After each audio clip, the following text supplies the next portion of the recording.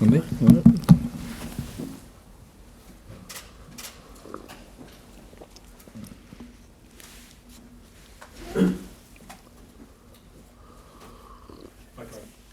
Afternoon. Can we just check first of all on the team news? You update us on any fresh injury concerns and where we are with any of the injured players possibly coming back in the frame for this match? No injury news in terms of anything from the West Ham game. Everybody's come through okay. Shane Duffy trained this morning, so that's positive for us. Dan Burns making good progress. We'll see how he goes as well. Apart from that, we'll probably be the same group. Everyone's training well today. Tariq Lamptey going to be in the squad for this match? We'll take a decision tomorrow. He trained with the guys. It's the first week for him. He's just settling in. So we've got a lot of players available for selection. Maybe this game will be too soon for him. Okay. What would you have to say about the new contracts for Glenn and also David Cobb? Yeah, delighted for them, delighted for the club. I think it's good news. Glenn, firstly, has been really good to work with for me. I really enjoyed his professionalism and how he goes about his job. And it's nice, I think, for the group that he's around for this year and for next. There was a lot of speculation in the transfer window, which is a result of him not playing as much as he would like, and that's normal. But nice that he can focus on helping us in an important part of the season. So to have his experience and have his know-how. And then Davey, I think, has been consistently good for us all season. And I think he's improved a lot. I like how he plays, and he's an important player for us. Glenn's made a pretty convincing case for starting again, hasn't he, as well, after West Ham?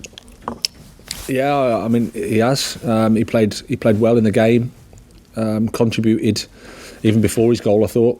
So pleased for him. As I said after the game, it's a testament to him in terms of how he's looked after himself, how he's conditioned himself, that he can carry 90 minutes as well as he did. So again, it's good to have somebody of his experience, of his quality, in what's going to be an important run-in, and he's relatively fresh in terms of game time, which is the bonus for us. Graham saying that West Ham was a bit of a turning point for Brighton, but the fact remains you've not won a game this year, and you're 1 out of 10. How badly do you need a win this weekend? I think it's quite clear we would like a win, and we're in that position where everybody needs wins that time of the season. We need to improve our points tally. That's quite fair, and obviously we'll be focusing on that for the weekend. I think I agree. It was a good point for us in terms of how we got the point. We're a little disappointed not to get the 3, but to come back twice in the Premier League shows a character and a determination I think you also need to show as well. Your first match as Brighton manager was Watford on the first day of the season. A thumping win, but it's a very different Watford this time, isn't it? How much of a different challenge will this one be?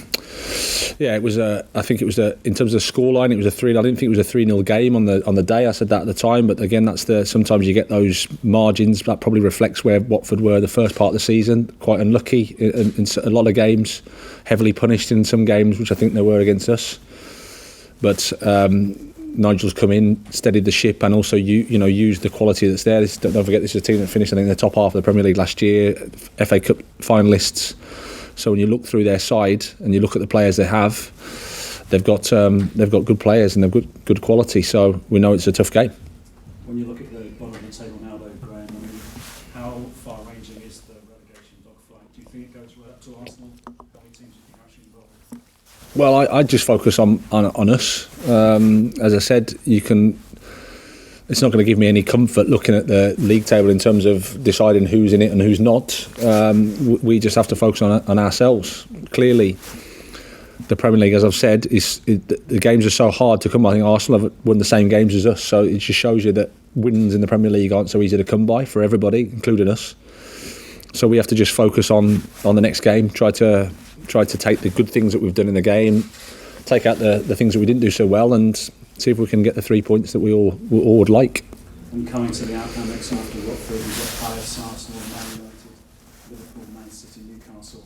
How key do you think a home win is going to be on that running? Well, we don't know, but I think it helps to win your home games. But we're in a situation where home or away, we need to be ready to play. We need to perform. We need to try to pick up 3 points. That's where we're at. Can I just ask you finally too on the Premier League club's decision to move the transfer window back to September the 1st as a manager? Is that going to help you, do you think, next summer? We'll see. It means I can spend longer talking about transfers. That's of course, I'm delighted about that. But yeah, it is what it is. We have to adapt. Whatever the powers that be decide, then my job is just to adapt to that, and we'll do that. And as I know you like talking about transfers, love it. Going to America. Just some reflections on his time here and why it didn't work out. Well, I think it's still ongoing. I don't think anything's definitely done. So I wouldn't want to comment too much. But I had no problem with Jurgen at all. Liked him as a guy. Can't comment on what happened previously. But he was at a stage of his career where he wanted to play regularly, and we probably couldn't guarantee him that. So sometimes that happens. Thank you. What's the mood like here after 5 league games now to win? How are the players? Are they still training positively? No, it's been good, really good. I think that's the encouraging thing. Like I said, the test of the Premier League is you don't win that often, unless you're obviously the top teams. But certainly this season we haven't won that much. So you win 6 games, you don't enjoy that winning feeling. So then, how you convince players normally and convince people is by winning. I think that's what the Premier League gives you, that test to convince people that you're still on the right path, that you still need to do things, even though maybe the wins don't come. But the performances have been, I would say, mixed. There's been good things in some of the performances and things that we need to do better. But the spirit of the players and the determination, I think, probably buoyed from the West Ham sort of performance and result, as I think it's given us a bit of a lift. But we need to carry that forward again, like I said, against a difficult Watford side. Like you said, there have been some good performances at the Amex too.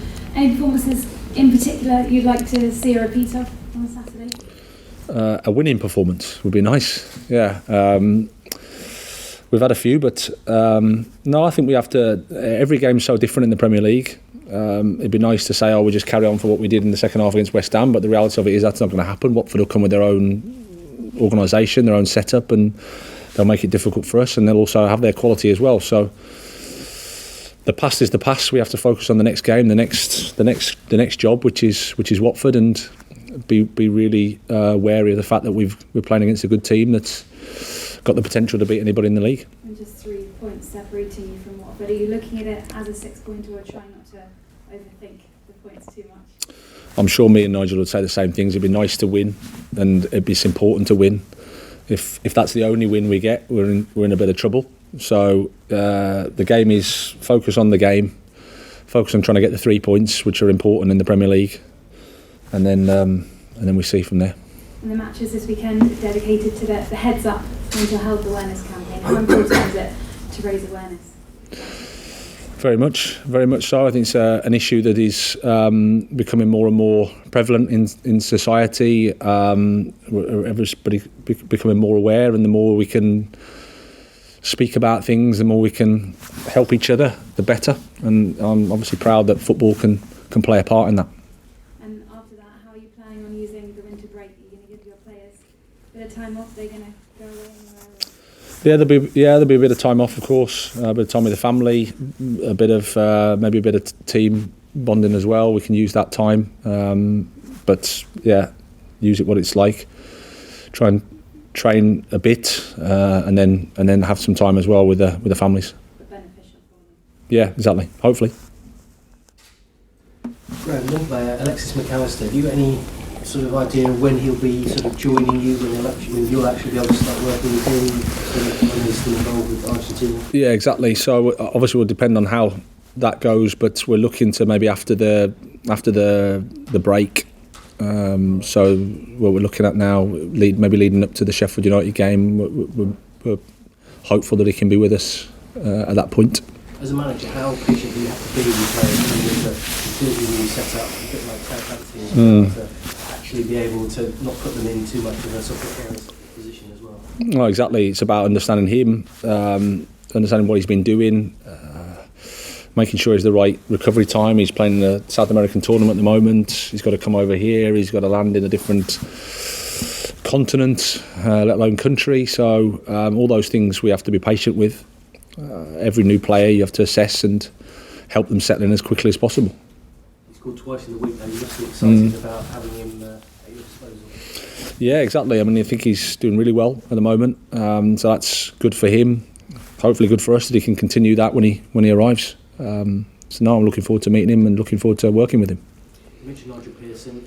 What about the work that he's done since taking over there? And is he someone that you know well and have come up against? I haven't come up against. I think I've bumped into each other a couple of times. I